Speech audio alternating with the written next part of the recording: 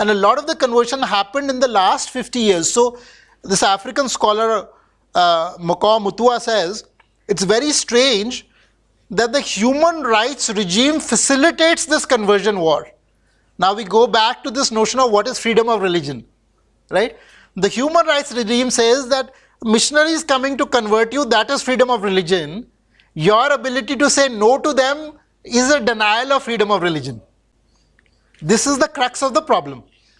This is the crux of the problem. Freedom of religion has been defined by the aggressors rather than the native people. So this guy says the human rights regime incorrectly assumes a level playing field by requiring that African religions compete in the marketplace of ideas. Remember, the proselytizing view is that religion is a competitive marketplace of ideas.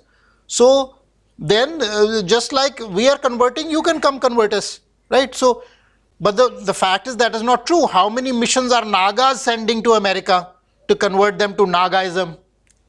They're not, because it doesn't make sense to them. It's nonsense. So that's the asymmetry of doctrine.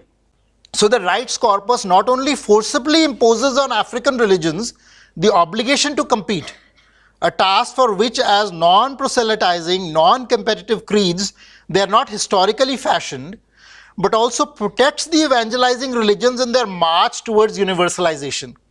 It seems inconceivable that the human rights regime would have intended to protect the right of certain religions to destroy others. So this is the central problem. The central problem is that are the Banjaras resourced enough to fight the evangelism war, right? They are a community, they are following their traditions, they are doing their dance, they are doing their music. They have not sent people to study what are the missionaries doing. They have not sent people to America to research the structure of Christianity. But the other side has done that. The other side has sent people, they've sent researchers, they've studied them, they've figured out what their weak spots are, figured out what the conflict is. And one of the best ways for evangelism is you create conflict within the group. So this is the fault line, right? This is where the Breaking India story also comes in, because you exacerbate the fault lines, you deepen the fault lines. So when the conflict arises and then you say, oh, you're being oppressed, you make somebody the oppressor, you make somebody the oppressed, and then you can, that way you can say, no, your traditions are actually oppressive. And the way to save you is to reject these traditions and go forward. So all of that narrative comes to serve the conversion war.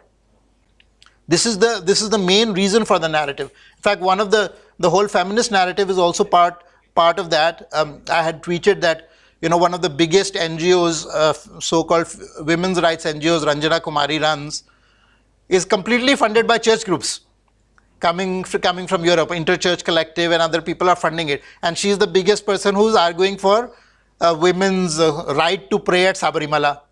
Now, no, it's very strange. Why would the church that regards Sabarimala as satanic, that regards Murti Puja as satanic, be funding somebody for a right to pray at that satanic place, right? So, because the point is not about right to pray at all. The idea is to attack the tradition so that the faith of the common people in that tradition gets broken, right? And so you use all these different pretexts. You use women rights somewhere, you use animal rights somewhere, you use child rights somewhere. You use all this structure, but the aim is to create this barrier. And one of the things they also identified was one of the reasons why the church started funding feminist movements. Imagine the feminist movement is of course in conflict with the church. It came across, in the West, it came across as the biggest critic of the church was coming from the feminist movement. I mean, the Catholic Church was literally burning witches that they called strong women in the community, medicine women. They killed hundreds and thousands of women in Europe who were strong, spiritually rooted midwives and other women, healing women. So that church is now coming and funding feminist movement. What is the story behind it? One of the things that they realized was that the women are actually central to the propagation of Hindu traditions. The Hindu traditions are actually carried by the women. And so they figured that if they attack the Hindu traditions as anti-women, as that, then if you could take the women against that tradition, then the conversion war becomes much easier. So this is again part of the strategy, very, very well thought out strategy, and that is why they are funding these so-called rights group in India.